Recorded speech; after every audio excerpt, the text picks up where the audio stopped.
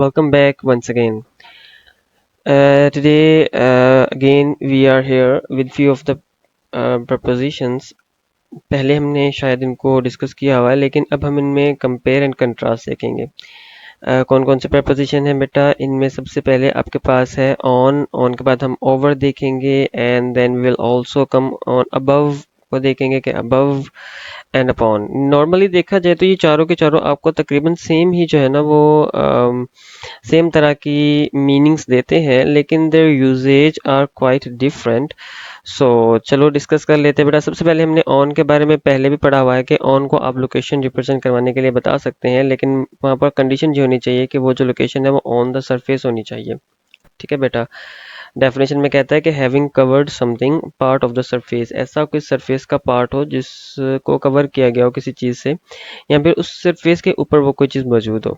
ठीक है, या फिर ऐसा भी कह सकते हैं, इसकी सिंपल डेफिनेशन ये भी हो सकती है कि जो ऑन है is one thing is covering the other, एक चीज दूसरी चीज को कवर किया हो। Generally it touch the other objects और इट्स सरफेस, एक सरफेस नहीं। फॉर एग्जांपल बेटा, एग्जांपल के तौर पर हम ले लेते हैं यहाँ पर एक टेबल।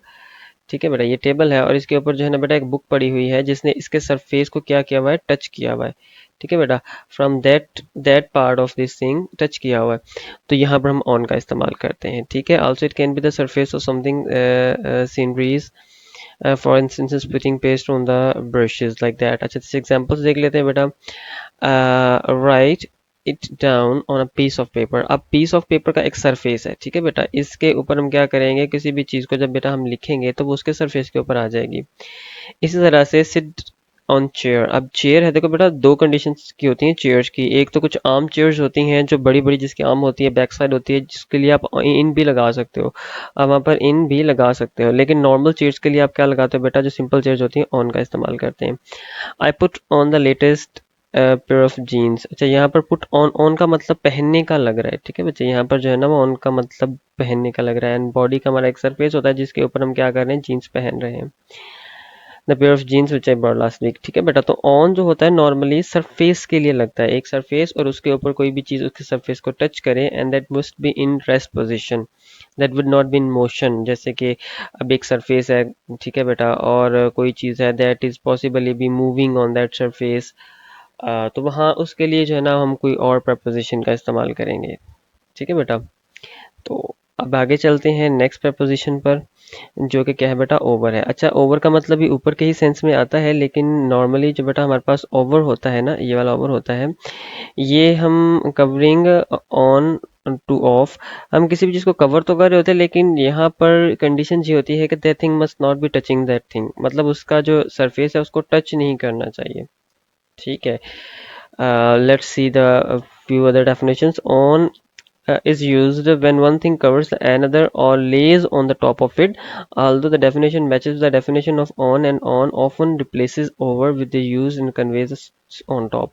ओवर को रिप्लेस कर सकते हैं इन सम एक्सटेंसेस, लेकिन नॉर्मली बेटा ओवर में और ऑन में यही डिफरेंस होता है दैट एक चीज है बेटा, इसके ऊपर अगर कोई चीज पड़ी है, for example cat is sitting here, एक बिल्ली यहाँ पर बैठी हुई, तो हम कहेंगे the cat is on the table. लेकिन अगर यहाँ से एक कैट क्या करे बेटा, जंप करके इधर चली जाए, उसने क्या किया, इसको टच किए बगैर ऊपर से जंप करके इस साइड पे आ गई, तो हम यहाँ पर क्या यूज करेंगे, the cat jump over the table. कोई सरफेस है इसका कवर करते हुए, पूरा सरफेस कवर करते हुए उसकी दूसरी साइड पे चली गई, तो यहाँ पर हम बेटा क्या यूज करते हैं, ओवर यूज करते हैं। Let's see the examples.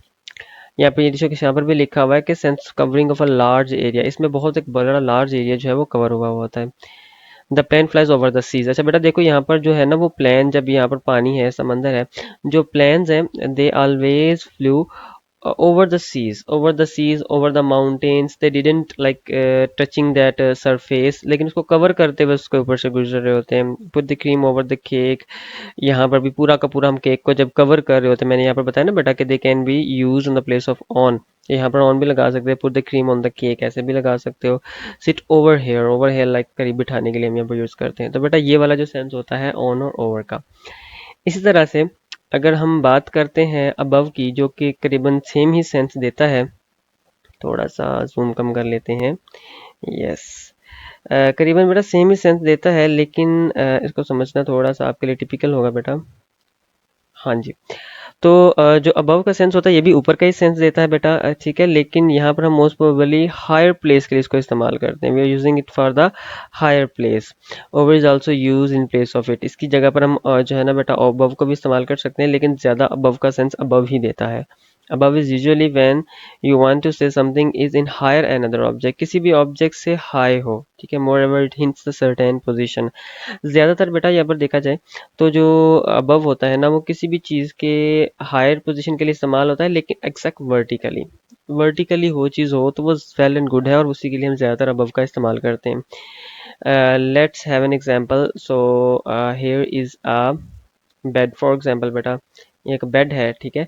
अच्छा, इसके बिल्कुल एग्जैक्टली दीवार के ऊपर यहाँ पर एक लगा हुआ है क्या, यस, एक लाइट लगी हुई है, बल्ब जिसे हम कहते हैं। तो हम क्या कहेंगे, that bulb is exactly above the bed. इसी तरह से अगर कोई टेबल पड़ा हुआ है फॉर एग्जांपल, और पीछे दीवार के ऊपर यहाँ पर एक पेंटिंग लगी हुई है, तो हम क्या यूज करेंगे, the painting is exactly above the table. अब आप ज्यादातर वर्टिकली कोई भी चीज किसी बिल्कुल एग्जैक्ट ऊपर हो उसके लिए लगाते हैं।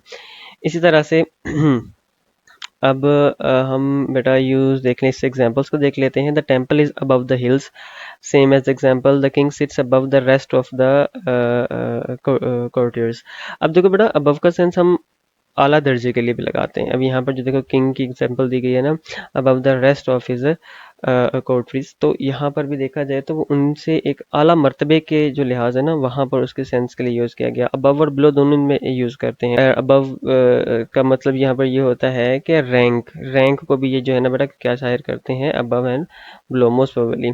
ये ज्यादातर आप लोग देखा होगा टेम्परेचर्स वगैरह का जब हम यूज करते हैं ना, तो वहां पर भी हम इनका इस्तेमाल कर सकते हैं। अब manager is above an assistant manager. अब यहाँ पर बेटा ये अबव जो है ना वो रैंक को किसको रिप्रेजेंट कर रहा है बेटा, रैंक को। इसका रैंक जो है ना उसका लेवल जो है उससे ज्यादा है, इस सेंस में बेटा हम अबव का इस्तेमाल कर सकते हैं। इसी तरह से आगे चलते हुए हम देखेंगे कि जो नेक्स्ट है अपॉन है, ये कहाँ पर इस्तेमाल होता है।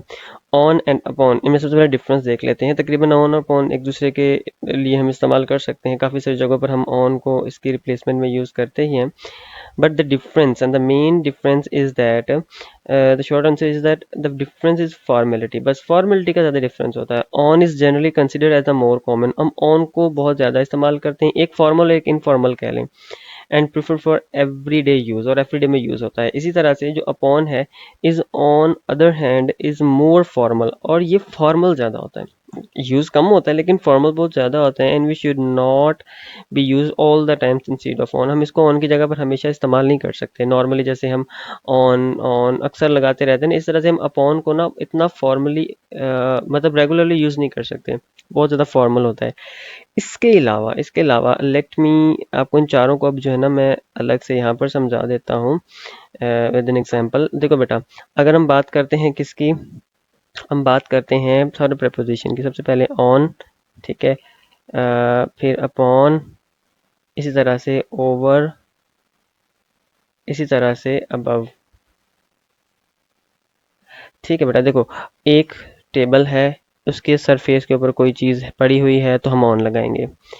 हम अपॉन, अच्छा अपॉन का लिए एक और सेंस काफी जगहों पर मैंने पढ़ा हुआ है, दैट के अपॉन का सेंस इसके तो साथ हम यूज कर सकते हैं दोनों का साइमल्टेनियसली, लेकिन हम अपॉन का सेंस तब भी करते हैं जब देखो दो ऑब्जेक्ट्स हैं, एक ऑब्जेक्ट ये है और एक ऑब्जेक्ट ये है, both are in motion, both are in motion and that object fall on that thing, तो वहां पर हम अपॉन लगाएंगे। सर गिव एन एग्जांपल, तो बेटा मैं एग्जांपल ये दूंगा आपको, that a tiger jumped upon the dear.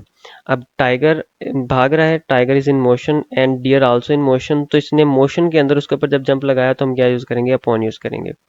समझ में आ रही बेटा बात, जब दोनों ऑब्जेक्ट मोशन में हैं तो हम क्या यूज करेंगे, अपॉन यूज करेंगे। इसी तरह से हम ओवर कब यूज करते हैं बेटा, देखो अब कोई भी चीज है अगर वो पड़ी हुई है या फिर वो कभी भी स्टेट पोजीशन के अंदर है, दूसरी चीज उसके ऊपर को उसको कवर करते हुए गुजर जाए विदाउट टचिंग इट, उसके लिए हम ओवर का इस्तेमाल करते हैं। और अबव बेटा हम ऑल दो थिंग्स के लिए इस्तेमाल करते हैं जो वर्टिकली प्रेजेंट होती हैं किसी भी चीज के ऊपर, या ज्यादातर हम टेम्परेचर्स या रेट्स के लिए, the rates are very above than the normal, इस लिहाज से जब भी हम इस्तेमाल करेंगे तो बेटा अबव का इस्तेमाल करेंगे। अब एक और एग्जांपल समझ लेते हैं बेटा, देखो कार की एग्जांपल लेते हैं। देयर इज एन स्ट्रीट, गली में कार खड़ी हुई है, ठीक है बेटा, एक गली के अंदर कार खड़ी हुई है। अगर उसके देखो for example here is car, let me make it, एक कार खड़ी हुई है बेटा, ठीक है, ठीक है। एक कार खड़ी हुई है, पहिया नहीं है इसके, चलो बना देते हैं। अच्छा, इसके कार खड़ी हुई है और अगर कार खड़ी हुई है और उसके ऊपर ईंट गिरेगी, ठीक है बेटा। तो यहाँ पर हम क्या यूज करेंगे? कार खड़ी हुई एक मोशन में है, दूसरा जो है ना रेस्ट पर कंडीशन के अंदर है। तो बेटा नॉर्मली हम यहाँ पर यूज करते हैं किसका? ऑन लगाएंगे। कार खड़ी हुई थी, उसके ऊपर कोई ऑब्जेक्ट गिरा। इसी तरह से बेटा अगर कार जा रही होती, कार मोशन में होती और ये चीज भी क्या होती बेटा? मोशन में होती, तो इसके ऊपर गिरती, तब हम क्या लगाते बेटा? अपॉन लगाते। लेकिन अगर ये चीज मोशन में होते हुए कार के ऊपर से गुजर जाती, मतलब कार को नहीं लगती, तो वहां पर हम क्या लगाते बेटा? ओवर लगा देते। इस तरह से अगर गाड़ी खड़ी हुई है तो उसके ऊपर कुछ लटक रहा है, फॉर एग्जाम्पल ईंट पकड़ के बंदा खड़ा हुआ है, तो वहां पर हम उसके लिए बब लगा सकते हैं, लेकिन कंडीशन ये है कि that must be in rest condition और बिल्कुल वर्टिकली किस चीज के यहाँ पर ऊपर होनी चाहिए। तो बेटा this is all about this four prepositions that mostly confusable. अगर कहीं पर भी कंफ्यूजन हो बेटा, you may ask and you may comment. And video अगर अच्छी लगी हो तो लाइक कीजिएगा, शेयर कीजिएगा, एंड मेरा चैनल जरूर सब्सक्राइब कर दीजिएगा। ठीक है बेटा, थैंक्स फॉर वॉचिंग एंड अल्लाह हाफिज़।